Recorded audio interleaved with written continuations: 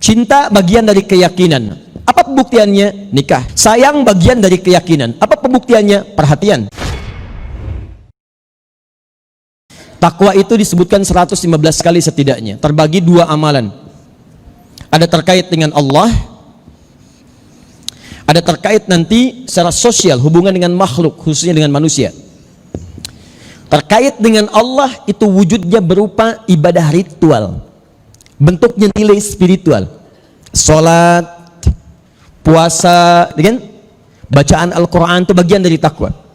Dalilnya Quran surah kedua Al-Baqarah ayat 2 sampai dengan 4 itu. Ya, dzalikal kitabu la raiba fihi hudan lil muttaqin. Muttaqin orang takwa. Siapa orang takwa ini?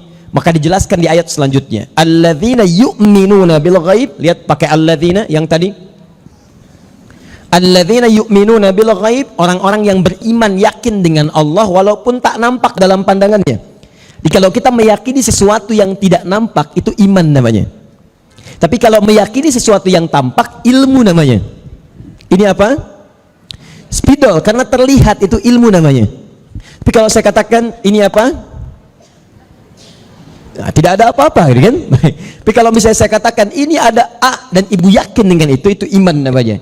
Kita belum melihat Allah pada saat ini, tidak nampak dalam pandangan kita, tapi kita yakini ketuhanannya, keesaannya, dan segala hal terkait dengan kedahsyatan kekuasaannya. Maka itu disebut dengan iman dengan yang gaib. Jelas? Maka dia buktikan keimanannya dengan meningkatkan takwa. Bagaimana caranya? Wa yuqimunas shalah. Turunkan salat, ini hubungan dengan Allah.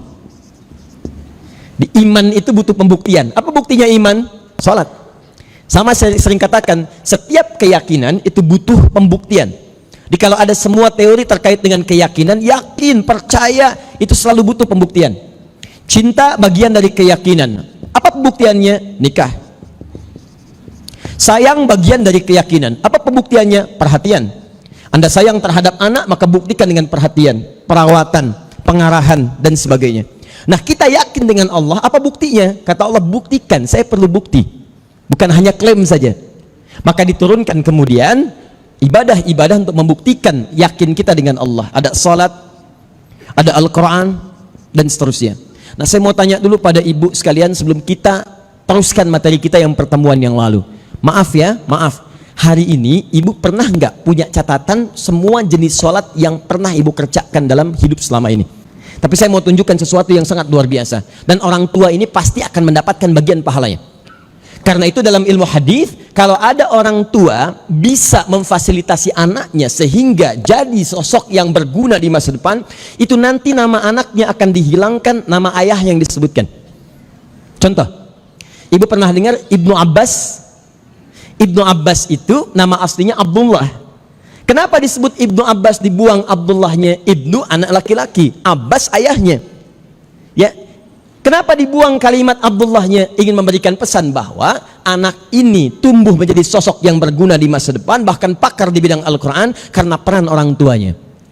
Itu pesannya di ilmu hadis. Saya ketika Anda membacakan An Ibnu Abbas radhiyallahu taala anhuma, hadis riwayat Ibnu Abbas, begitu dibacakan hadisnya bukan cuma Abdullahnya, Abbas ya dapat pahala secara otomatis. Di beliau itu seorang pebisnis, berdagang, punya kesibukan yang agak padat, sesekali masuk ke majelis Nabi. Tapi kalau nggak sempat datang, anaknya yang disimpan di majelis Nabi. Masih kecil, 3 tahun, 4 tahun. Begitu Nabi meninggal dunia sallallahu alaihi wasallam, Abdullah kecil baru berusia 13 tahun. Itu sudah hafal 2000 hadis. Di setiap dibacakan hadisnya Ibnu Abbas, maka ayahnya dapat bagian pahalanya.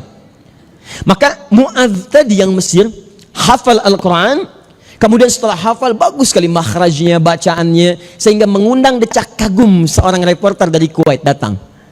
Begitu datang, pertanyaan pertamanya, kenapa Ananda ingin menghafal Quran? Perhatikan gambaran bahasan yang sangat luar biasa. Kata beliau, perhatikan baik-baik. Saya menghafal Quran ini sebagai persiapan saya menghadap kepada Allah Subhanahu wa Ta'ala. Saat saya dihisab sendirian, ayah saya yang selama mengantar selama ini tidak akan menemani saya. Ibu saya tidak ada bersama saya, kakak saya tidak ada bersama saya. Saya akan berhadapan dengan Allah sendirian.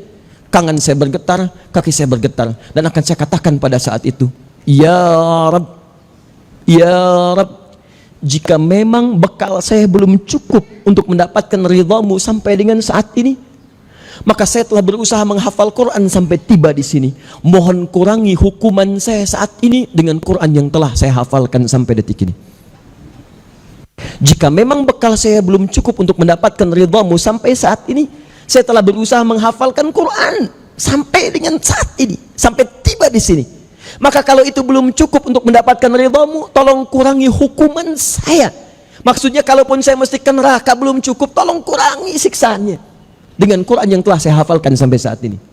Padahal anak itu masih belum balik, matanya tidak bisa melihat, tapi dia punya persiapan yang cukup mengisi waktunya untuk pulang kepada Allah Subhanahu wa taala. Nah, saya tanya pada ibu, berapa tahun usianya? 40 tahun, 50 tahun, lebihkah dari itu? Mata masih bisa melihat, telinga mendengar dengan jelas, kaki melangkah pada yang baik. Pertanyaan saya, jika anak kecil yang disebut buta ini mempersiapkan dengan hafalan Qurannya, maka apa yang telah Anda bawa nanti untuk menghadap kepada Allah? Saya tanya jawab dengan jujur pada masing-masing hatinya. Untuk hari ini saja, punya nggak program baca Al-Quran? Berapa ayat ibu akan bacakan hari ini? Itu yang kita bikin tiap hari. Minimal tuh ada situasi begitu mau pulang, ada ayat yang dibawa. Lahir belum hafal, setidaknya pulang bawalah satu ayat. Ayo berusaha.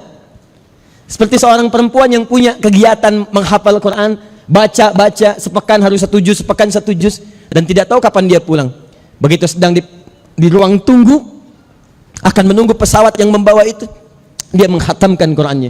Begitu selesai satu juz, dia kemudian update, dia checklist, saya sudah selesai satu juz. Dia tidak tahu ternyata pesawat itulah yang mengantarkan dia ke surga.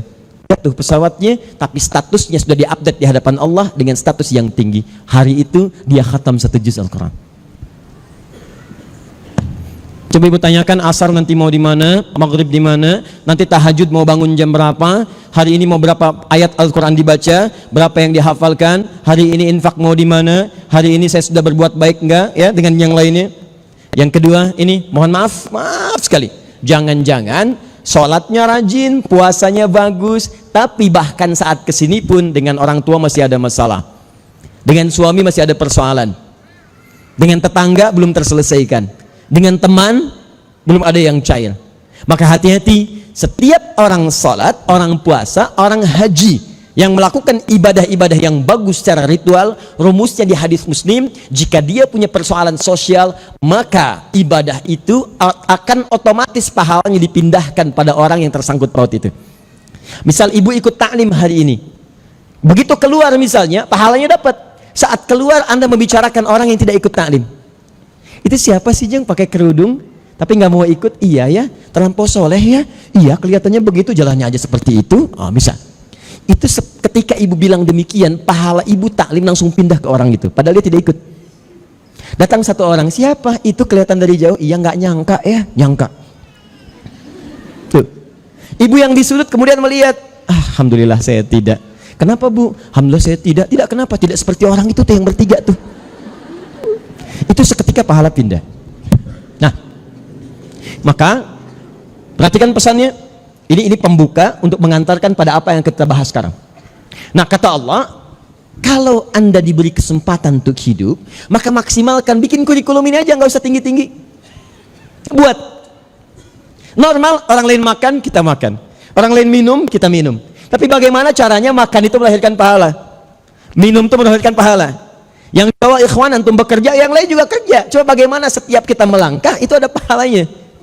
Dan itu tahan, jaga sampai kemudian kita wafat. Makanya di ujung ayatnya disebut wala tamutunna illa wa antum muslimun.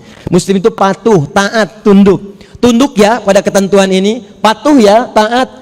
Bukan ingin memberikan beban, tapi saya takut, kata Allah. Lihat, jangan-jangan saat pulang nanti bekalnya nggak cukup. Itu poinnya. Nah, sekarang kita mesti berpikir, tahan sebentar. Pertanyaan yang sama di pertemuan yang lalu. Fokus baik-baik. Ibu sekalian, ini kan nanti kita akan tinggalkan dunia kan? Pergi kemana? Halo, kenapa jadi begini?